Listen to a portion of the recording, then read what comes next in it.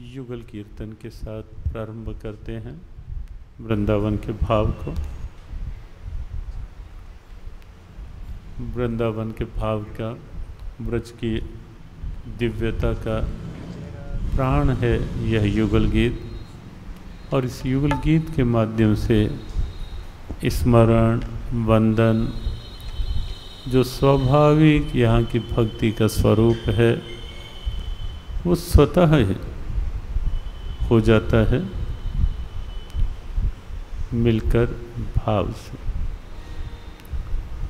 जय राधे जय राधे राधे, जय राधे जय श्री राधे, जय राधे जय राधे राधे, जय राधे जय श्री राधे। जय कृष्णा कृष्णा, जय कृष्णा जय श्री कृष्णा, जय कृष्णा कृष्णा, जय कृष्णा जय श्री कृष्णा। श्यामा गौरी नित्य किशोरी, प्रीतम जोरी प्यारी श्री राधे। रसीलो छैल छबीलो, गुड़गर दिलो प्यारो श्री कृष्णा। जय राधे जय राधे राधे, जय राधे जय श्री राधे।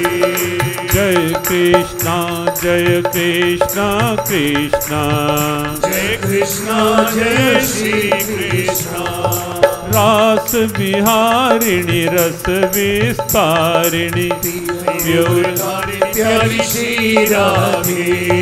नव नवरंगी नवल त्रिभंगी, श्याम सुअंगी प्यारो श्री कृष्णा।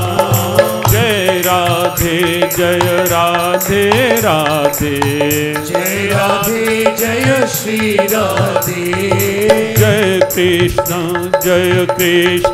कृष्णा, जय कृष्णा जय श्री कृष्णा। प्राण प्यारी रूप उजारी, अति सुकुमारी प्यारी श्री राधे। मैन मनोहर महामोद कर, सुंदर भरतर प्यारो श्री कृष्णा। जय राधे राधे, जय राधे जय श्री राधे। जय कृष्णा कृष्णा, जय कृष्णा जय श्री कृष्णा। शोभा श्रेणी मोभा मैनी, बनी प्यारी श्री राधे। कीरतवंत कामिनी कंत, भगवंत प्यारो श्री कृष्णा। जय राधे राधे, जय राधे जय श्री राधे। जय कृष्णा कृष्णा, जय कृष्णा जय श्री कृष्णा। चंदा बदनी कुंदारदनी, शोभासनी प्यारी श्री राधे। परम उदार प्रभा अपार, अति सुकुमार प्यारो श्री कृष्णा। जय राधे राधे, जय राधे जय श्री राधे। जय कृष्णा कृष्णा, जय कृष्णा जय श्री कृष्णा। हंसा गमनी राजत रमणी, कमनी प्यारी श्री राधे। रूप रसाला नयन विशाला, परम कृपाला प्यारो श्री कृष्णा। जय राधे राधे, जय राधे जय श्री राधे। जय कृष्णा कृष्णा, जय कृष्णा जय श्री कृष्णा।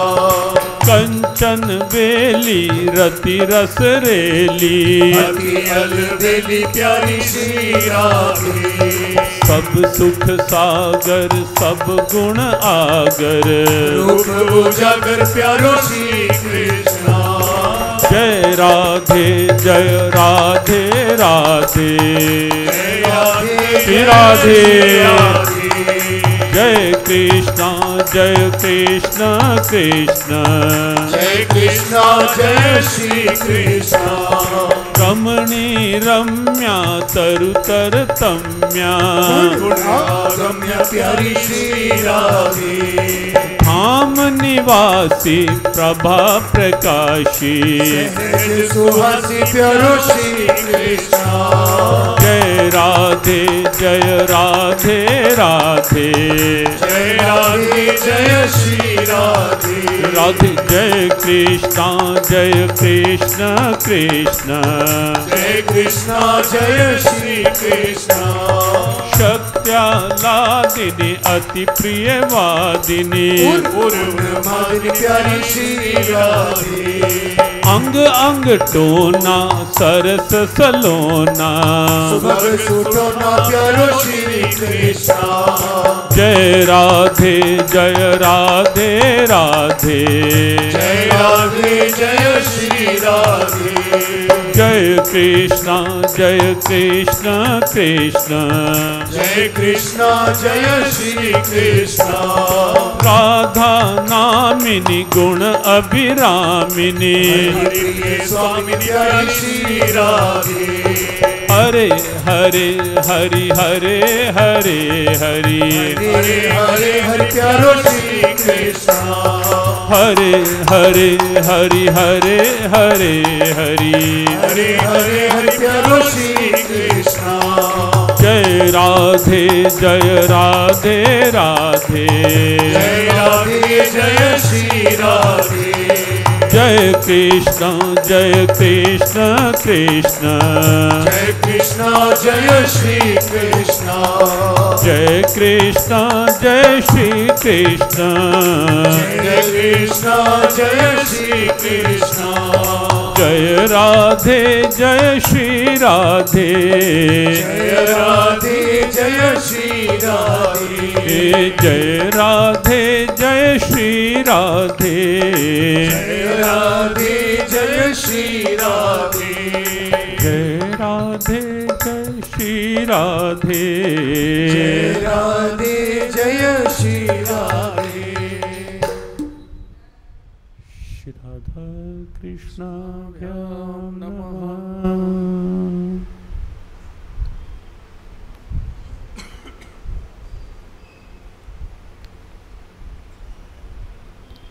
श्री राधा श्री राधा श्री राधा।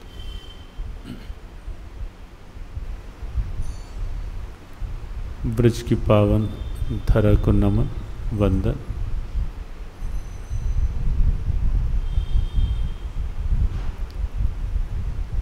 ब्रज में विराजित अनेक रूपों में अपने प्यारे दुलारे ठाकुर को नमन वंदन।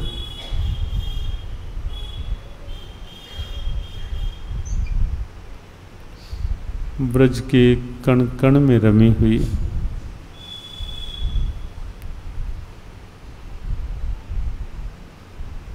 श्री राधा भाव रूपी उस दिव्यता को वंदन नमन, जिसके समक्ष हमारे ठाकुर भी अपनी ठकुराई भूल जाते हैं, छोड़ देते हैं और सहज भाव से नंगे पांव ब्रज में विचरण करते हैं।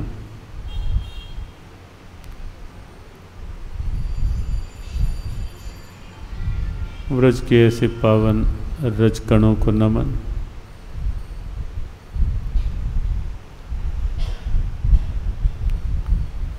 ब्रज की गरिमा में भाव में संत दिव्यता को नमन, जिन्होंने अपने भाव, अपनी अनन्य निष्ठा, अपने समर्पित संकल्पित प्रेम से सब दुनिया को नचाने वाले, जिनके इशारों पर उमादार जोशित की नाई, सब ही नचावत राम गोसाई, जिनके इशारों पर, जिनके संकेत से प्रकृति और समग्र सृष्टि नाचती है, लेकिन जिन परम पावन संतों भक्तों ने उस ठाकुर को भी अपने इशारों पर नचाया, ऐसे यहाँ के समस्त संत चरणों में वंदन नमन।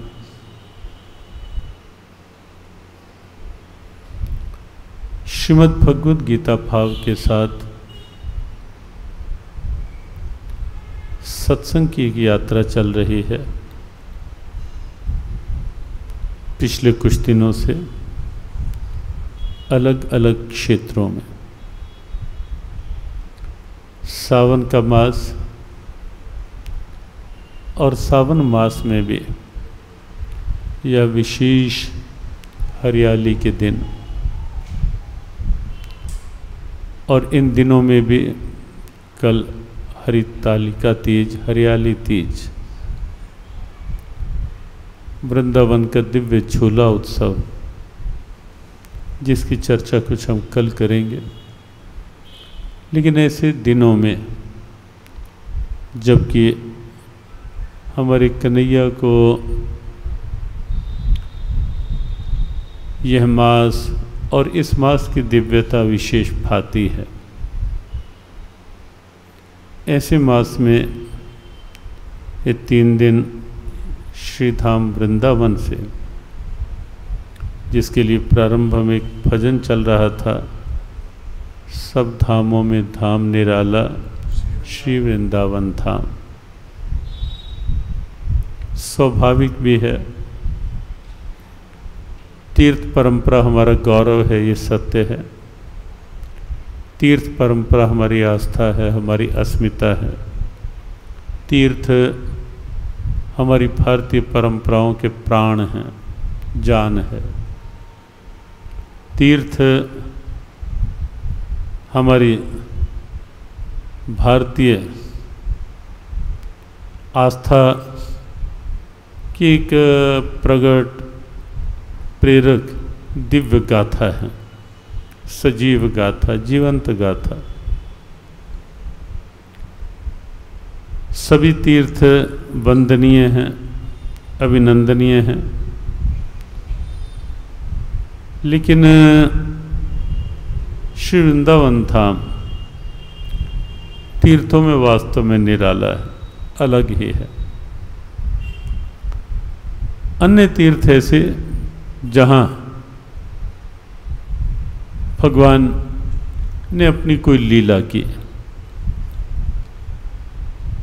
या कहीं श्री भगवान अपने किसी स्वरूप में विराजित हुए, कहीं नर नारायण के रूप में तप करने विराजित हुए, तो भगवान बद्री नारायण के रूप में वो दिव्यता, कहीं लीलाओं का भावावेश, और उस भावावेश की एक अलग सी मुद्रा भगवान जगन्नाथ के रूप में प्रकट हो गई। अलग अलग स्वरूपों में प्रभु विराजित हैं।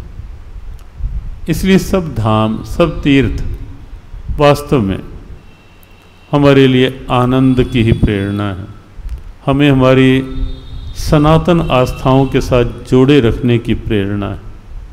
तीर्थ ना होते तो शायद भारतीय सनातन आस्था का यह जो स्वरूप हमारे सामने है, और हम उसको जी पा रहे हैं। शायद उसमें कहीं ना कहीं कुछ अभाव, कुछ कमी दिखाई देती। ये तीर्थ ही हैं जो हमें कहीं ना कहीं फिर से हमारे अतीत का स्मरण दिलवा देते हैं कि हमारे भारत का अतीत कितना समृद्ध रहा, कितना अलौकिक रहा, कितना प्रेरक रहा। जब तीर्थ में जाते हैं पता चलता है कि अमुक तीर्थ कहाँ से प्रारंभ हुआ, कब प्रारंभ हुआ, क्यों प्रारंभ हुआ, और उन सारे प्रश्नों का उत्तर जब मिलता है मन आह्लादित होता है। सुप्त आस्था एक नई प्रेरणा के रूप में फिर से ऊपर के तह पर आकर जागृत होती है और फिर से हमारी भारतीय सनातन आस्था हमारी एक अस्मिता के रूप में भी हमारे भीतर प्रकट होती है और लगता है कि अच्छा, यह दिव्यता स्वयं साक्षात प्रभु यहाँ इस रूप में विराजित हुए। और यही तो कारण है। आप देखें, हजारों हजारों वर्ष हो जाते हैं, या कुछ तीर्थ ऐसे जो लाखों लाखों वर्षों की दिव्यता लिए हुए हैं, लेकिन आज भी हमारी आस्था उन तीर्थों के प्रति कम नहीं हुई, अपितु समय के साथ साथ वो आस्था और बढ़ती दिखाई दे रही है। क्योंकि जब जब तनाव बढ़ते हैं, दबाव बढ़ते हैं, अशांति बढ़ती है, जब जब भी मन कहीं दुविधाओं में आता है, कोई रास्ता नहीं मिलता, जब जब भी मन कहीं अशांत होता है और लगता है कि क्या करें, कहाँ जाएं, उस समय फिर से हमें हमारे तीर्थों का स्मरण हो जाता है और हमारे अंदर की आस्था तीर्थों की ओर खींचती है। क्योंकि तीर्थ हमारे शाश्वत सत्य हैं, एक शाश्वत मूल्यों की एक दिव्यता लिए हुए हैं आज भी। यही तो कारण है, न तो समय के साथ तीर्थों के प्रति आस्था कम हो पाई, न परिस्थितियां आस्था कम कर पाई। भारत में देखें कितनी विपरीत परिस्थितियां बनी, कैसी कैसी प्रतिकूलताएं इस तरह को देखने को मिली। और उस समय में जबकि कहीं ना कहीं एक स्वतंत्रता का दौर चल रहा था, उस समय ऐसे प्रयास भी किए गए कि कैसे ये तीर्थ समाप्त हो जाएं। अनेकों ने प्रयास भी किए, कई तरह से प्रयास किए, और ऐसे लगभग सभी तीर्थों में कहीं ना कहीं इस ढंग के वातावरण बनाने के प्रयास किए गए कि ये तीर्थ समाप्त हो।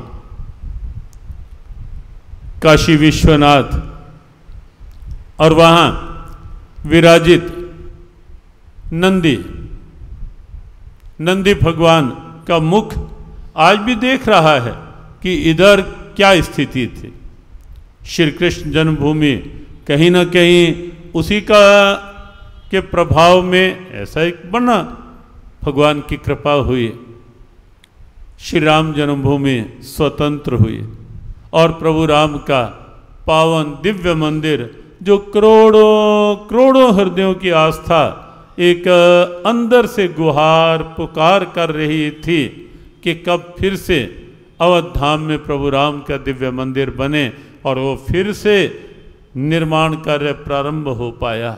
ये भगवान की कृपा, अद्भुत कृपा। लेकिन प्रयास वहाँ भी हुए और बहुत से तीर्थ आप जाएंगे, वहाँ आपको लगेगा कि यहाँ अमुक ने आकर ये करने का प्रयास किया, यहाँ अमुक ने तोड़ने का प्रयास किया, लेकिन तीर्थों की गरिमा कम नहीं हुई। माँ ज्वाला की ज्योतों के आगे अकबर के द्वारा लोहे के, भारी लोहे के तवे चढ़ाने का प्रयास कि ये ज्योत बुझ जाए, ज्योत समाप्त हो जाए, लेकिन कहाँ? नैनम छिंदन्ति शस्त्राणि नैनम दहति पावकः न चैनम क्लेदयन्ति आपो न शोष्यति मारुतः। भगवद गीता का यह जो भगवान गोविंद के श्रीमुख से निकला हुआ एक दिव्य आह्वान है, दिव्य भाव है कि शस्त्र काट नहीं सकता, अग्नि जला नहीं सकती, वायु सुखा नहीं सकती, पानी डुबा नहीं सकता, और तीर्थ भी हमारे साक्षात ईश्वरीय सत्य का ही प्रकट स्वरूप है। और इसीलिए कितने प्रयास हुए लेकिन हमारे तीर्थों की गरिमा समाप्त नहीं कर पाया कोई। और यही कारण है कि जब ये बात आती है कि यूनान मिस्र रोमा सब मिट गए, जहाँ भी कई नाम ऐसे हैं व्यासपीठ से लेने की आवश्यकता नहीं है। कई ऐसी स्थिति हैं स्थान जहाँ देशों के नाम बदल गए प्रभाव से, प्रभाव अलग सा हुआ और पूरी परंपराएं बदल डाली गई, पूरे देश की नाम बदल गया, काम बदल गया। और प्रयास अपने भारत में भी कम नहीं हुए, लेकिन अपने भारत के लिए आज भी ये गर्व से गाया जाता है, कहा जाता है कि कोई बात है कि हस्ती मिटती नहीं हमारी, कोई बात है। और वो बात क्या है? वो बात है हमारे संतों का तप, वो बात है हमारे तीर्थों में छिपी हुई अध्यात्म की एक दिव्य गरिमा, अध्यात्म की एक दिव्य आस्था, जो किसी भी तरह से न परिस्थितियों से बाधित हो सकती है और न किसी के प्रभाव से। भगवान गोविंद भगवद गीता में बहुत सीधा उद्घोष करते हैं, आह्वान करते हैं, विनाशमव्यस्य न कश्चित कर्तुमर्हसि। अर्जुन, उस अविनाशी का कोई विनाश कर पाए ये किसी में सामर्थ्य नहीं है पार्थ।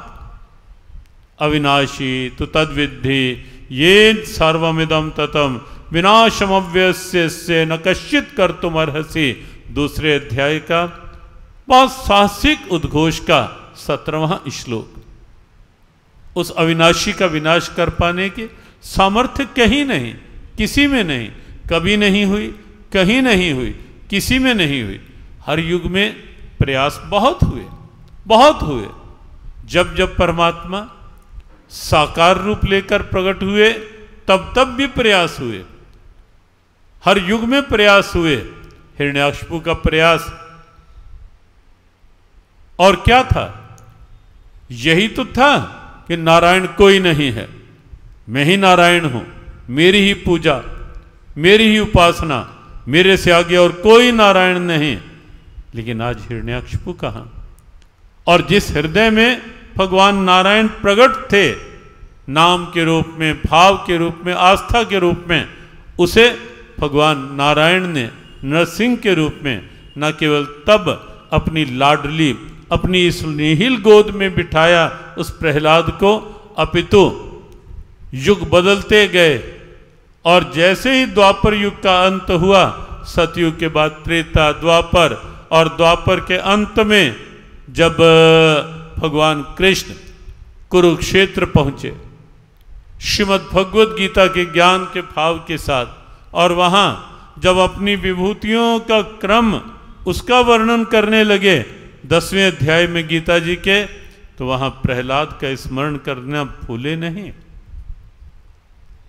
केवल अपनी लाडली स्नेहिल गोद में ही नहीं बिठाया, बल्कि अपनी पावन विभूतियों में भी प्रहलाद को एक सम्मान पूर्वक स्थान दिया। प्रहलादस्मि दैत्यानाम। अर्जुन, दैत्यों में प्रहलाद मेरा ही स्वरूप है, प्रहलाद मैं ही हूं। अब देखें, नारायण जहां हृदय में प्रकट थे, वो हृदय भी अमर हो गया, वो नाम भी अमर हो गया, वो पात्र भी अमर हो गया। और जिसने नारायण को समाप्त करके अपने को नारायण घोषित करने का प्रयास किया, किस प्रकार से? देखो, गोद में भगवान नरसिंह ने दोनों को बिठाया। पहले हिरण्याकशिपु को बिठाया, लेकिन हिरण्याकशिपु को बिठा करके कि तुम मुझे समाप्त करने चला था, मेरा नाम समाप्त करने चला था। और भगवान ने उसके ब्रह्मा जी से लिए उस वर का पूरा ध्यान रखते हुए, न अंदर न बाहर, न ऊपर न नीचे, न इंसान से न पशु से, न दिन में न रात में, न अस्त्र से न शस्त्र से, सारी की सारी स्थितियां ध्यान में रखी, क्योंकि वर ब्रह्मा जी के मुख से निकला था। उसका भी सम्मान करना था, उसे भी झुठलाना नहीं था। और नारायण को ही पीछे करके अपने को नारायण मानने वाले उस हिरण्याकशिपु को भी कहीं ना कहीं बताना था कि नारायण तो नारायण ही है। और अपने बड़े हुए नखों से हिरण्याकशिपु के उदर को चीर डाला। लेकिन जब प्रहलाद आए, गोद में उसे भी बिठाया। हिरण्याकशिपु को तो गोद मिली, केवल इसलिए मिली क्योंकि ना नीचे ना ऊपर हिरण्याकशिपु का वर था, और उस वर को पूरा करना था कि ना जमीन पर ना कहीं हवाओं में ऊपर, गोद में तब बिठाया था। लेकिन प्रहलाद को गोद में बिठाकर वहां तो अपना पूरा स्नेह उड़ेल दिया था। पूरा अंदर का स्नेह, वात्सल्य, प्रेम, करुणा, कृपा, सब कुछ मानो प्रभु उड़ेल देना चाह रहे थे उस प्रहलाद पर। यह अंतर था। लेकिन बात चल रही थी कि किसी भी रूप में भगवान साकार प्रकट हुए, तब हर युग में आप देखेंगे रावण का क्या प्रयास था, द्वापर में कंस का क्या प्रयास था कि कृष्ण का नाम नहीं, रावण राम का नाम नहीं। लेकिन अंत में क्या हुआ, रावण की क्या स्थिति हुई? राम विमुख हाल तुम्हारा, रहा न को कुल रोवण आहारा। राम से विमुख कोई रोने वाला नहीं बचा। कितना बड़ा परिवार, कितना बड़ा साम्राज्य, लेकिन हुआ क्या? मिटाने चले थे राम के नाम, और परिणाम क्या हुआ? कंस कृष्ण को मिटाने का प्रयास, कृष्ण को मारने के लिए क्या क्या नहीं किया कंस ने, क्या क्या नहीं किया। लेकिन अंत में स्थिति ये आ गई कि कोई भी काली चीज, रात का काला अंधेरा भी कंस को डराने लगता था। केवल कृष्ण कृष्ण कृष्ण, नींद नहीं आती थी। और वैसे कोई पूछे कि अरे पगले, कृष्ण डराने के लिए इस दुनिया में आए हैं क्या? नहीं, सच्चाई तो ये थी, कंस को काला कृष्ण नहीं डरा रहा था, कंस को तो अपने काले कारनामे डरा रहे थे कि कृष्ण को मारने का प्रयास किया था। और अब कृष्ण, वो रंगशाला का दृश्य यदि हम याद करें, 11 वर्ष के ही तो थे कृष्ण भी, केवल 11 वर्ष के। और 11 वर्ष की आयु होती ही क्या है? लेकिन उन्होंने प्रारंभ से ही, छठे दिन से ही अपने अवतार के उद्देश्यों को पूर्ण करना प्रारंभ कर दिया था। अभी छठा ही दिन था जब पूतना आई थी, क्योंकि लक्ष्य लेकर आए थे, परित्राणाय साधुनाम विनाशाय च दुष्कृताम धर्म संस्थापनार्थाय संभवामि युगे युगे। और उस उद्देश्य की पूर्ति के लिए प्रारंभ से ही छठे दिन में पूतना आ गई, और वहीं से प्रारंभ हो गया कार्य, वहीं से प्रारंभ हो गया और लगातार चलता रहा, लगातार। और ये सब किसके भेजे हुए थे? कौन चाह रहा था? कौन प्रयास कर रहा था कृष्ण को समाप्त करने का? मूल में कंस। कभी किसी को भेजकर, कभी किसी को भेजकर लेकिन उस कंस का हुआ क्या? अंतिम समय डरा हुआ कंस, सहमा हुआ कंस, घबराया हुआ कंस, लड़खड़ाया हुआ कंस, पूरी तरह से विचलित सा कंस, और हुआ वही जो होना था। रंगशाला का वह दृश्य, बहुत ऊंचा आसन बना लिया, क्यों डर तो था ही, बहुत ऊंचा आसन बना लिया, लेकिन कन्हैया 11 वर्ष की आयु में ही सीधा लपके और कंस के केश पकड़कर वहीं से नीचे पटका।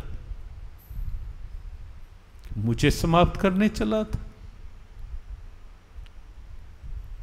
अब देखिए ये दृश्य जरा, केवल सुने नहीं, कथा सत्संग एक पक्ष ये होता है सुनना और सुनाना, बस यहीं तक सीमित रह जाना, एक पक्ष ये होता है।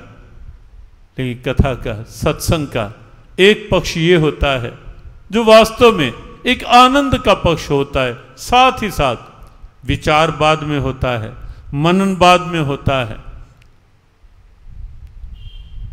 और निधिध्यासन बाद में होता है।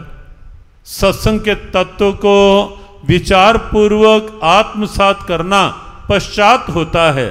लेकिन जहां कथा के भावों में मन रम जाता है, वहां आनंद, बिल्कुल उदार धर्म नहीं, बाद की बात नहीं, वहां तो कथा सत्संग अपने आप में, और वह भी साथ ही साथ आनंद बन जाता है। वो वाणी पर आए तो आनंद, वो कानों में आए तो आनंद। और जब ये यात्रा प्रारंभ हुई थी सत्संग की, तो प्रारंभ में ये बात कही गई थी पीछे किसी नगर में कि कृष्ण है ही आनंद, कृष्ण केवल आनंद है, केवल आनंद। उनको सुने तो आनंद, अगर भाव से उनकी चर्चा करें तो आनंद, भाव से, अगर भाव से उन्हें आंखों से निहारें तो आनंद, उन्हें पुकारें तो आनंद, उनकी ओर चल करके जाएं तो आनंद, उनके आगे सर झुकाएं और सर के साथ साथ अपने अहंकार को झुकाएं, स्वाभाविक अंदर से अनुभव होता आनंद। उनके नाम पर अगर मन के भाव साथ जोड़कर हाथों से माला फेरें, या कभी कभी ऐसा भी होता है जब उनके नाम का कीर्तन चल रहा होता है और उस कीर्तन में कभी कभी वाणी मौन हो जाती है और हाथ, केवल हाथ चल रहे होते हैं, और उस समय हाथ आनंद ले रहे होते हैं, हाथ आनंद ले रहे होते। संसार में जब ये इंद्रियां केवल विषयों की ओर रहती हैं, केवल जगत के जो ऐहिक विषय हैं वहीं तक ये इंद्रियां सिमटी रहती हैं, वहां से कहीं ना कहीं सुख के साथ कहीं ना कहीं दुख का भी प्रभाव लेकर आती हैं साथ। ये ही संस्पर्श जाप होगा दुख योन्य एवते। गीता के कृष्ण बहुत सीधी भाषा में कहते हैं, अर्जुन, इंद्रियों के संसर्ग से मिलने वाले जितने भी लौकिक सुख हैं, भौतिक सुख हैं, ये परिणाम में दुख की ही होनी है पार्थ, दुख का ही कारण है। विषय इंद्रिय संयोगात यत् तदग्रे अमृतोपमम परिणामे विषमयो। 18वें अध्याय में 38वें श्लोक में गोविंद प्रभु चेताते हैं कि पार्थ, जब ये इंद्रियां विषयों के संपर्क में आकर सुख चाहती हैं ना, ये प्रारंभ में तो अमृत के तुल्य लगता है, बड़ा अच्छा लगता है, लेकिन परिणामे विषमेव, परिणाम विष की भांति होता है पार्थ, कड़वा होता है, दुख रूप होता है, तनावपूर्ण होता है। और यही कारण है कि आप पूरे विश्व की स्थिति देखें, पूरे विश्व में भौतिकवादी जगत, अर्थात केवल मात्र बाह्य विषयों तक सिमटा हुआ संसार। उधर देखें, आप पाएंगे विश्व में बढ़ते हुए तनाव, बढ़ते हुए दबाव, जिसे अपनी भाषा में विश्व ने टेंशन कहा, स्ट्रेस कहा, या अवसाद, डिप्रेशन कहा। ये बढ़ते हुए रोग विश्व के अंदर, कहीं टेंशन का, कहीं स्ट्रेस का। आज कुछ नहीं, आज मैं बड़े स्ट्रेस में हूं, कोई कहेगा आज बड़ी टेंशन में हूं। अरे भाई, सब कुछ तुम्हारे पास है। जिन्हें आप सुख मानते हैं वो सांसारिक सुख के सारे साधन आपके पास हैं, फिर टेंशन में क्यों हो, फिर स्ट्रेस में क्यों हो? क्यों? क्योंकि जीवन केवल बहिर्मुखी हो गया, इंद्रियों की गति केवल बाहर हो गई। लेकिन जब ये इंद्रियां मुड़ती हैं कृष्ण रूपी आनंद की ओर, जब ये इंद्रियां अंतस्थ भाव मन में जब आता है कृष्ण भाव, और इंद्रियां उस भाव से जुड़ती हैं, तब वास्तव में ये इंद्रियां भी धन्य हो जाती हैं। और सच ये भी है, कब माने कि हमारे ऊपर वास्तविक श्री कृष्ण कृपा है। श्री कृष्ण कृपा लिखना, श्री कृष्ण कृपा कहना, श्री कृष्ण कृपा बोलना, या अपने नाम के साथ, अपने मकान के साथ, अपनी संस्था के साथ श्री कृष्ण कृपा नाम लिखना, ठीक है, वह भी भगवान का नाम है, उनकी कृपा का स्मरण है। लेकिन वास्तविक श्री कृष्ण कृपा कब समझें हम अपने ऊपर? जिस समय वाणी कृष्ण नाम में आनंद लेने लग जाए, जिस समय लगे वाणी पर कृष्ण नाम हो और भीतर आनंद उमड़ रहा हो। कृष्ण गोविंद गोविंद गोपाला, कृष्ण गोविंद गोविंद गोपाला, कृष्ण गोविंद गोविंद गोपाला, कृष्ण गोविंद गोविंद गोपाला, कृष्ण मुरली मनोहर नंद लाला, कृष्ण मुरली मनोहर नंद लाला, कृष्ण मुरली मनोहर नंद लाला, कृष्ण मुरली मनोहर नंद लाला, कृष्ण गोविंद गोविंद गोपाला। कृष्ण गोविंद भाव से जपे गोपाला, कृष्ण गोविंद गोविंद गोपाला, कृष्ण गोविंद गोविंद गोपाला, कृष्ण गीता गवैया नंद लाला, कृष्ण गीता गवैया नंद लाला, कृष्ण गीता गवैया नंद लाला, कृष्ण गीता गवैया नंद लाला, कृष्ण रास रचैया नंद लाला, कृष्ण रास रचैया नंद लाला, कृष्ण रास रचैया नंद लाला, कृष्ण रास रचैया नंद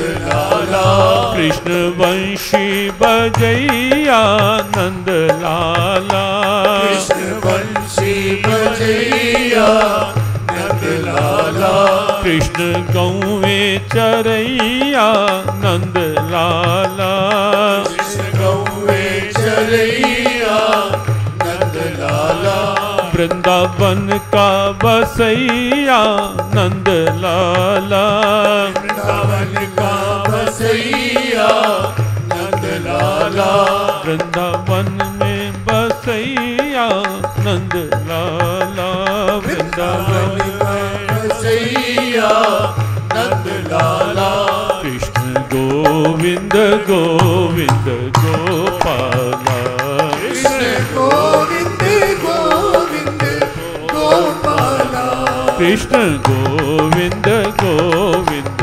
गोपाला, कृष्ण गोविंद गोविंद गोपाला, कृष्ण गोविंद गोविंद गोपाला, कृष्ण गोविंद गोविंद गोपाला, कृष्ण गोपाला, कृष्ण गोपाला, कृष्ण गोपाला, कृष्ण गोपाला, प्यारो नंद लाला, प्यारो नंद लाला, प्यारो नंद लाला, प्यारो नंद लाला, कृष्ण गोपाला। कृष्ण गोपाला।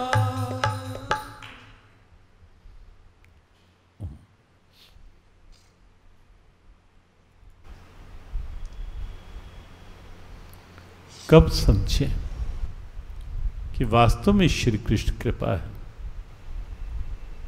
जब वाणी पर कृष्ण नाम आए और अंदर आनंद हिलोर लेने लगे, जब कानों में कृष्ण नाम आए और मन आनंद लेने लगे, जब नेत्र श्री कृष्ण के रूप को निहार रहे हों और अंदर का संसार भूल जाए, वृत्ति कृष्ण भाव में रमने लगे, और ऐसी ही हर अंग की बात, हर इंद्रिय की बात,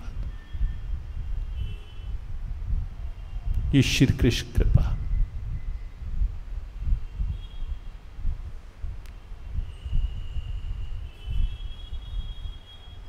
व्रज की गोपी उस स्वरूप में एक उदाहरण है, भक्ति प्रेम रूपा है, और उदाहरण नारद भक्ति सूत्र में दिया गया, यथा व्रज गोपी का नाम। कैसी भक्ति? जैसे व्रज की गोपिकाओं की। लेकिन गोपी कोई स्त्री पुरुष का वहां प्रश्न नहीं है, जहां हर इंद्रिय, हर शरीर का अंग कृष्ण नाम का रस पीना प्रारंभ कर देता है, वो गोपी है, वो गोपी। और वृंदावन वह धरा है जहां आकर ये रस सहज मिल सकता है, सहज। लेकिन बात जो चल रही थी कंस की, कि कंस पूरी तरह डरा सहमा हुआ। भौतिकवाद की बात थी, कंस भौतिकवाद का पर्याय है, और भौतिकवाद केवल विषय सुख तक सिमटी हुई स्थिति। लेकिन उसका परिणाम है विषय। कंस को हमारे कन्हैया सीधा ऊपर से नीचे पटकते हैं, और दूसरी ओर आप देखें, जहां कृष्ण नाम प्रकट है, हर स्थिति में कृष्ण ही कृष्ण है, हर परिस्थिति में कृष्ण ही कृष्ण है। ढेरों प्रतिकूलताएं, तब भी कृष्ण ही कृष्ण है। प्रतिकूलताओं में भी कृष्ण ही कृष्ण है। कुछ नहीं खाने को मिला, श्री कृष्ण कृपा। कुछ नहीं पहनने को मिला, फटे वस्त्र हैं, श्री कृष्ण कृपा। बाहर से कोई कुछ कह देता है, अपमानजनक भाषा का प्रयोग कर देता है कि क्या ले रहे हो कृष्ण कृष्ण करके, क्या हाल है तुम्हारा। समझ गए होंगे आप, इशारा सुदामा की ओर है। क्या मिल रहा है कृष्ण कृष्ण करने से? श्री कृष्ण कृपा, श्री कृष्ण कृपा हर हाल में। और कृपा का वास्तविक स्वरूप भी केवल अनुकूलता है तब तो कृपा, और जरा सी प्रतिकूलता आई तो फिर शिकवे ही शिकवे।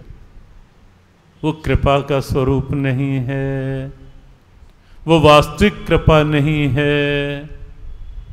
कृपा का स्वरूप तो ये है, तेरे फूलों से भी प्यार, तेरे कांटों से भी प्यार, जो भी देना चाहे दे दे करतार, दुनिया के पालनहार। तेरी हर स्थिति, हर परिस्थिति मैं जानता हूँ गोविंद तेरी ही लीला है, तेरी ही इच्छा है, तेरी ही मौज है। तू जो भी भेज रहा है वो मेरे लिए कुछ अच्छा ही होगा। कृष्ण वो मेरा ही कल्याण करना चाहता होगा। और सुदामा वो पात्र है, जब कुछ नहीं मिल रहा तो भी कृष्ण कृपा है, और जब मिला हुआ भी वापस ले लिया जाता है। द्वारकापुरी में कुछ दिन रहे सुदामा, लेकिन जब वापस लौटे श्री कृष्ण ने कह दिया, सुदामा ये जो वस्त्र पहन रखे हैं ना राजसी, ये तो केवल यहां के लिए मिले थे, कुछ दिन रहना था। ये तो राजमहलों के हैं सुदामा, शायद आप भूल गए हो। वो पुराने वस्त्र कहाँ हैं जो पहन कर आए थे? सुदामा एक बार उस त्रिभंगी लाल, उस बांके ठाकुर की ओर निहारता तो है कि बांके ठाकुर कि ऐसी बांकी लीला, ऐसी विचित्र लीला।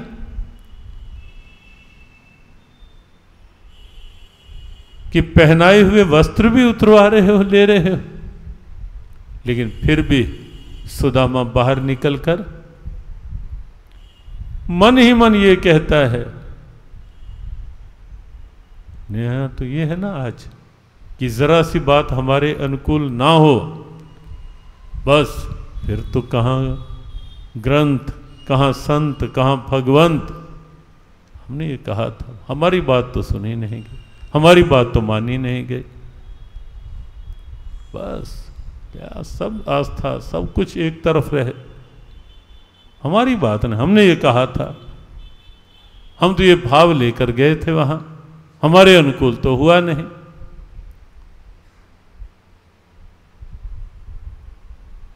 लेकिन सुदामा बाहर आकर भी सोचता है कि मेरा कृष्ण कितना अच्छा है, मेरा कन्हैया कितना अच्छा है, कितना ध्यान रखता है। लगा होगा कन्हैया को कि कहीं ये राजसी वस्त्र पहन करके मेरा ध्यान इन्हीं में आसक्त ना हो जाए, मैं भूलूं नहीं कृष्ण को। कभी भूलूं ना याद तुम्हारी प्रभु, रटो नाम में सांझ सवेरे, राधा रमण मेरे। कई बार ऐसे ऐसे भजन चलते हैं।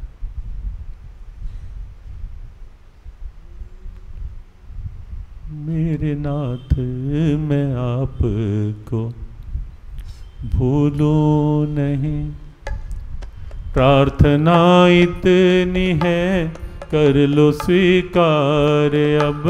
मेरे नाथ मैं आपको भूलूं नहीं, प्रार्थना इतनी है कर लो स्वीकार अब। मेरे नाथ मैं आपको भूलूं नहीं, प्रार्थना इतनी है कर लो स्वीकार अब। मेरे नाथ मैं आपको भूलूं नहीं, प्रार्थना इतनी है कर लो स्वीकार अब। ये भक्त की आस्था का प्रथम पड़ाव है, लेकिन जब आस्था और प्रबल रूप लेती है,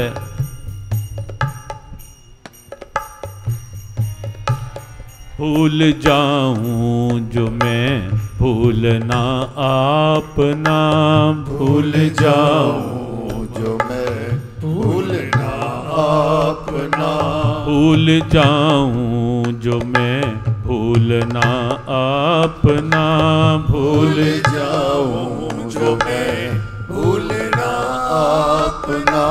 बिन तेरे नहीं है कोई आधार अब, बिन तेरे नहीं है कोई आधार अब।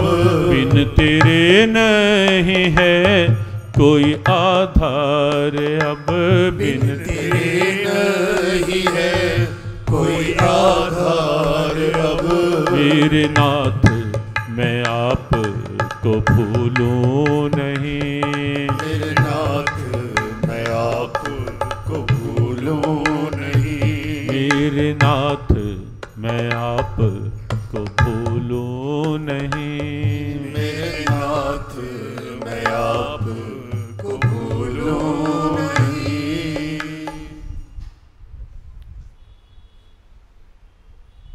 भक्त का भाव किसी भी रूप में किसी भी तरह से भगवान भूलने ना पाए, मैं आपको भूलूं नहीं। और इसलिए बार बार आपसे प्रार्थना करवाई जाती है, मेरे नाथ मैं आपको भूलूं नहीं। सुदामा भी यही सोचते कि कृष्ण कितने अच्छे हैं, मैं भूल ना जाऊं, इसलिए ले लिए होंगे ये राजमहलों के वस्त्र। ये दिव्यता है जब कृष्ण रमा होता है हर भाव में, हर अंग में। और ऐसे ही थोड़े ना, अब देखिए कितना बड़ा अंतर। जो कृष्ण को समाप्त करने का प्रयास कर रहा था कंस, उसे ऊंचे आसन से नीचे पटका, और जो सुदामा हर प्रतिकूलता में भी कृष्ण को रमाए हुए है अपने हृदय में, अपने रोम रोम में, अंग प्रत्यंग में, उस सुदामा के आने पर अपना सिंहासन छोड़ दिया और उस सिंहासन पर बिठला दिया। ये ऐसे ही थोड़े ना, कल संकेत हम कहीं कर रहे थे कि ऐसे ही तो नहीं ना। आज भी जब भोग लगाते हैं भगवान को, आज भी हम सुदामा को ही याद करते हैं ना, किसी और को तो नहीं। आज भी यही भाव बनाकर भोग लगाते हैं ना, भिलनी के बेर सुदामा के तंदुल, रुच रुच भोग लगाओ मेरे मोह। तत्व कभी मिटता नहीं है। भगवद गीता का ये भाव, नैनम छिंदंती शस्त्राणि, तत्व की दिव्य प्रेरणा है। तत्व कभी मिटता नहीं है। वो तत्व निराकार परमात्मा के स्वरूप में हो, जो सर्वव्यापी है, जो कण कण में व्याप्त है, जिसमें कण कण है, वो निराकार, वो सर्वव्यापी स्वरूप परमात्मा का। या फिर वह निराकार जब जब भी साकार रूप धारण करके इस धरा पर आए, तब तब भी हर युग में, हर काल में मिटाने के प्रयास हुए उस तत्व को, लेकिन कभी भी नहीं, कोई भी सफल नहीं हो पाया उस तत्व को मिटाने में। हाँ, जिन्होंने मिटाने का प्रयास किया, कहीं ना कहीं वही समाप्त हुए, उन्हीं का नाम लेवा नहीं रहा।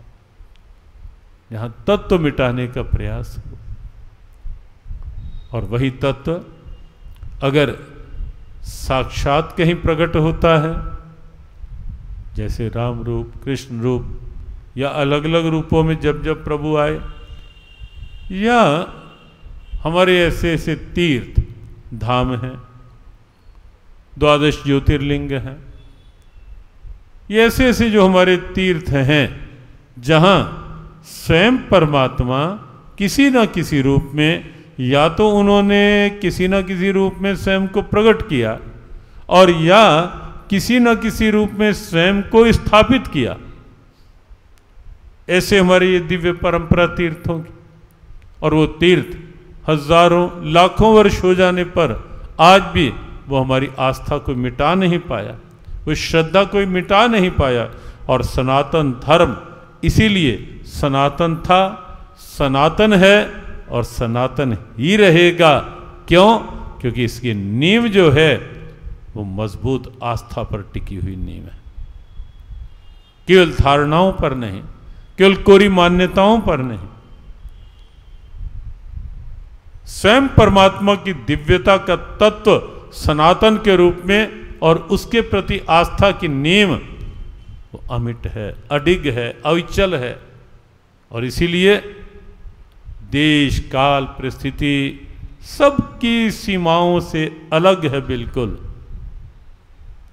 आज भी वो आस्था हमारी सुरक्षित है। आज बात चली, बात तो प्रारंभ हुई थी वृंदावन धाम को लेकर, लेकिन चलते चलते तीर्थ परंपरा का तत्व और जो भजन प्रारंभ हुआ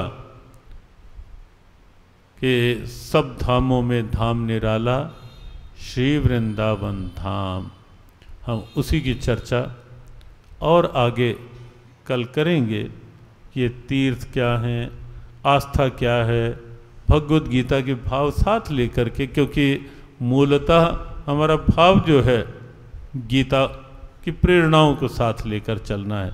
तो भगवद गीता के भावों को साथ लेते लेते हम अपनी परंपराओं के तत्व को चिंतन चर्चा में लेने का प्रयास करते रहेंगे। आज इतना ही स्वीकारें।